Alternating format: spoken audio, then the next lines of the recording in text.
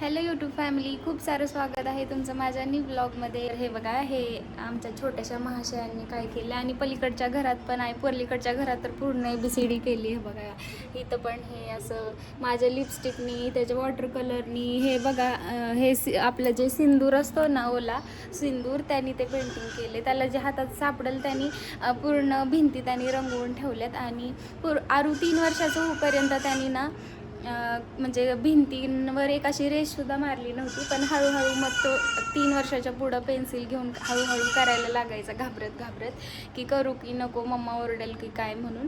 पण परत मीच त्याला परमिशन दिली की जाऊ दे, नाही का, मोठं झाल्यावर थोडीच तो काय कर, पण थोडीच आता अशा काही खोड्या करतो.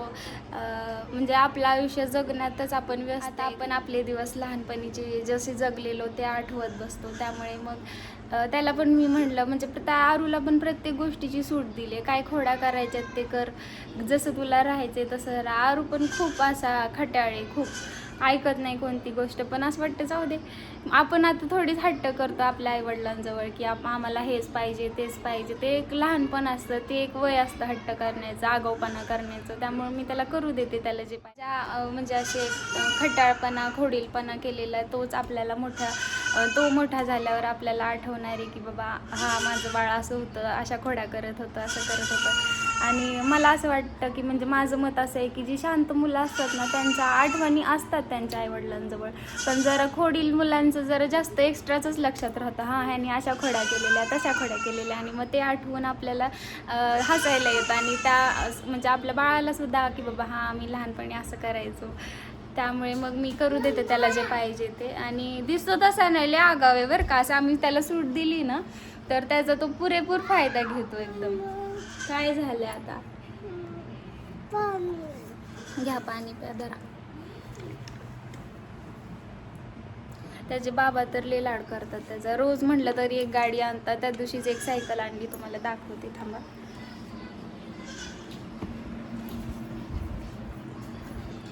त्याची सायकल तर एका कोपऱ्यात पडली. एक आठवडा झालं बघा, 15 दिवस झाले आणि आठवडाच झालं. हा बघा, ही सायकल आणली त्या दिवशी त्याला नवीन.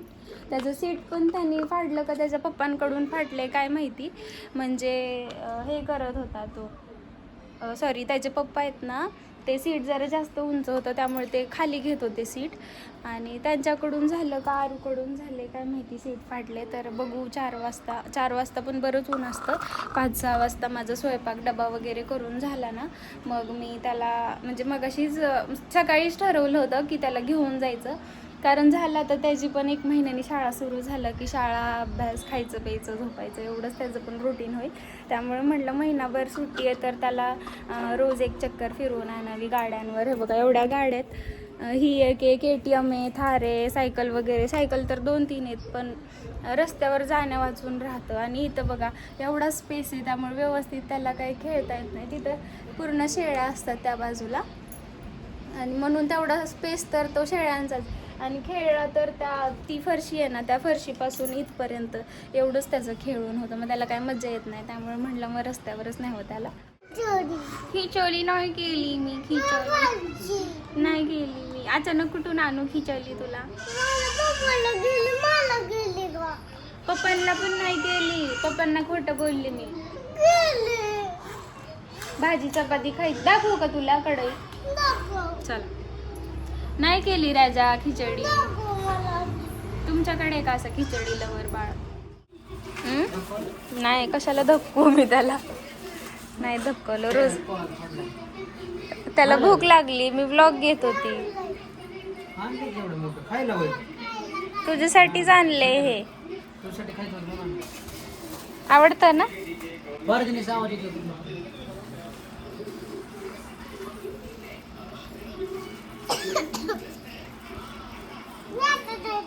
आम्ही शेवग्याची शेंग, वांग्याची भाजी, चपाती आणि तारूला मिठातली वांग्याची भाजी. बाळा चल जेवायला, इथं बस.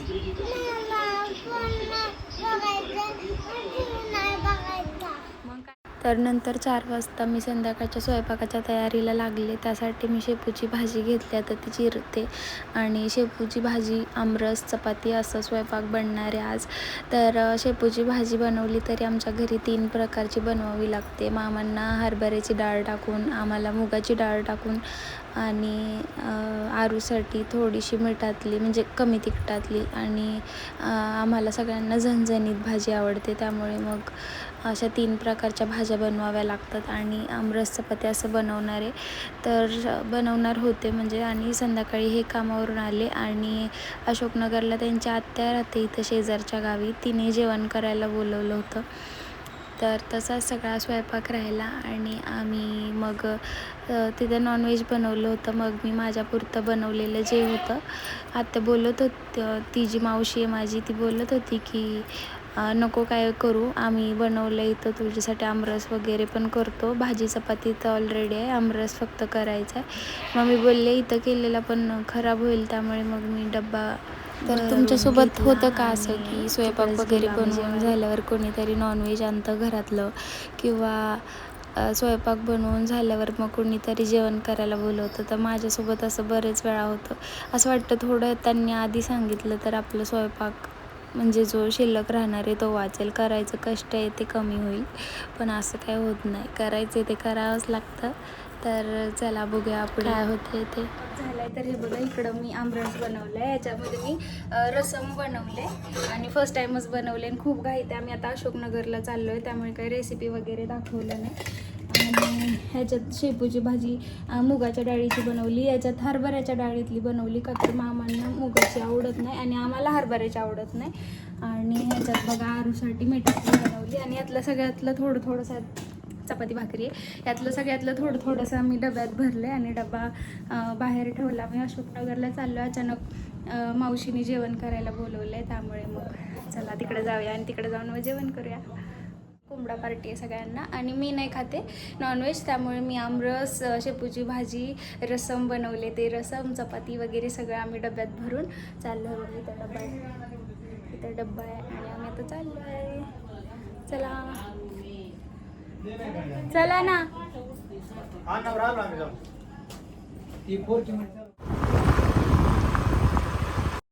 तर आम्ही तिकडे गेलो, सगळ्यांनी जेवण वगैरे केलं. तर पहिले सगळे जेंट्सला वाढलं आणि नंतर आम्ही लेडीज जेवायला बसलो.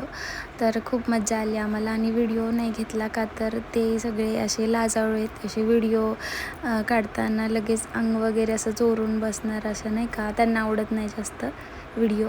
त्यामुळे मग मी तिथला जास्त व्हिडिओ नाही घेतला, फक्त जेवताना हा एक क्लिप घेतला छोटासा आणि आरोह मस्त मांजरासोबत खेळत होता बघा. तर हा व्लॉग तुम्हाला कसा वाटला हे कमेंट करून नक्की भेटूया पुढच्या व्लॉगमध्ये. तोपर्यंत बाय बाय.